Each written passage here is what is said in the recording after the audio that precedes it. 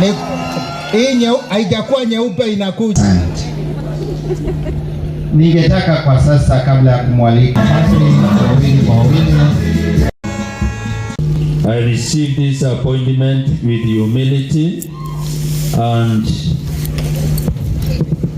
obedience, and I promise to serve the people of God entrusted to my care with dedication and love. Support for the family life, self-reliance, and youth empowerment. I entrust this mission to God. Hata sisi tumeshauriwa pia kwa hayo maneno. You need to be humble. You need to be patient. And ya tatu ni lazima uwe tayari kupeana service.